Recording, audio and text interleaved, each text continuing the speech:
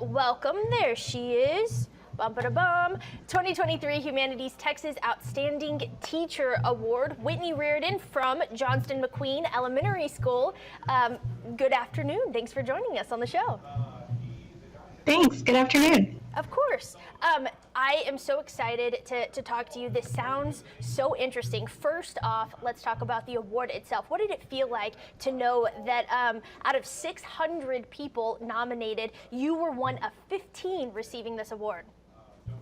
Yeah, so I actually was really surprised. I didn't realize when I was nominated that there were that many until it came out. So it's really amazing, honestly, that that I did beat out so many awesome educators. I mean, there's so many wonderful teachers out there. So that was a big feeling for myself, that I was really proud of myself. So, but everybody's so great.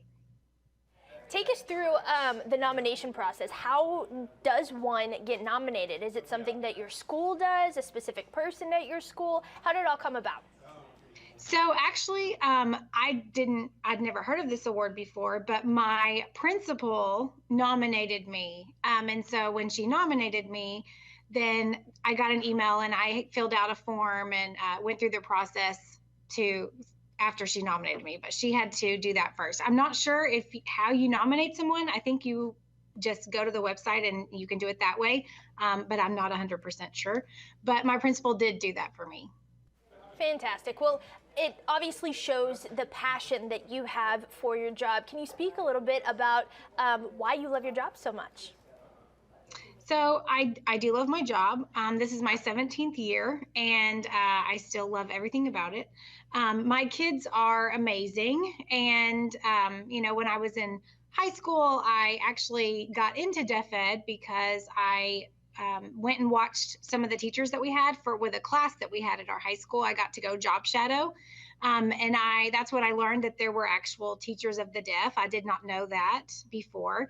And I just fell in love with them and their little hands moving, and they're just so cute. And the way that they see the world is different from everybody else. And so I really just love everything about who they are as people. I can completely understand that. I have a little one myself, and we start with sign language now, trying to teach them sign language before they start to learn their mouth. So I have such a visual representation when you say all of their little hands. I didn't know that there was such a thing as deaf education in elementary schools either. Is this something that's new? Is it uniform across schools, or specific schools that are just starting it up? So we've been around for a little while, several years. I mean, this is my 17th, and they were there before me. But we're a regional school, and so a lot of the school districts around us, if they cannot provide deaf ed services, then they will bring their kids to us. And so we will serve those kiddos. So we get kids from the surrounding districts that come to us, and we take care of them. That makes a lot of sense. So with this award, you were able to receive some fun prizes as well as with the title itself. You have $1,000 to spend towards humanities-based tools for your classroom. Do you have any idea of what you want to spend that on? No, I've been thinking about it, and I'm like, I have lots of books, but I can always use books. I love books. I was actually kind of thinking, because it's for the campus, I actually was thinking about getting some deaf culture and deaf ed books for our library on the campus, so that other kids could learn more about sign language and what it's like for our kids to be deaf. So I'm kind of thinking that would be a really cool thing to use the money for, and it would allow everybody to enjoy that. Great idea. So if there's kids that are in other elementary schools now that don't have the benefit to be able to attend, a deaf education class, or maybe that it just hasn't touched their lives yet, what can we do as parents to reach out to those kids to start their learning journey as well? So it's always really great for you to integrate sign language, or if you have a kiddo that you're around and you see that they have hearing aids, make sure that you're facing them so they can see your face and your mouth. and then get close to them, especially if you're in an environment where there's a lot of noise, a lot of background noise. Make sure that they can see you. If you're talking to them and they don't quite understand, then be sure and like gesture, and then they'll kind of be able to understand better what you're saying. Those are all great things, pictures, visuals, that helps them understand what's going on. But they love when somebody knows their own language. If you do have somebody that knows sign language and tries to communicate with them, it's great because they feel so included in their environment, and it just makes them feel really good. I can definitely see how that would help. Okay, so before we go, is there anything else that you want to add to allow people to know about your school, about the award, or just about teaching in your field in general?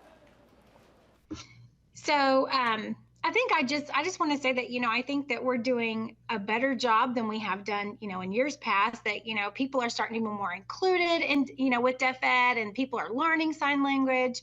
And I think that it's so great. And that, I want people to learn more about that there is a whole culture and there's a whole history for deaf culture that you don't really realize is there right in front of you. And it's really interesting and a lot of really cool facts. So if anybody's ever interested about it, just read about it, and it's awesome to learn about. And there are a lot of books and a lot of tools that we can use. Can you name a few to kind of point us in the right direction? So there's a really good, it's a big fat book, but there's a really big fat book. It's called Deaf History, and it's got a lot of really cool facts in it. Like, did you know the statue of Abraham Lincoln in Washington, D.C., that his hands are an A and an L on his seat because a deaf person built the monument? So just little things like that that's really interesting that nobody knew is in that book. So if you're ever interested, it's a really big book, but it's really cool to read about. That's so cool. I did not know that. And that's I'm gonna have to look that up. It's so interesting to know that there's an entire culture that isn't commonly added into our history studies or in our humanities studies, and I think it's incredible. I want to thank you for doing the work that you do and congratulate you on this award. Again, she is the recipient. She is one of 15 out of 600 nominations to be awarded the 2023 Humanities Texas Outstanding Teacher Award. Thank you so much again, Whitney, for joining us here on East Texas Now, and I look forward to the future leaders that you're able to teach there. Thank you. Yeah, absolutely.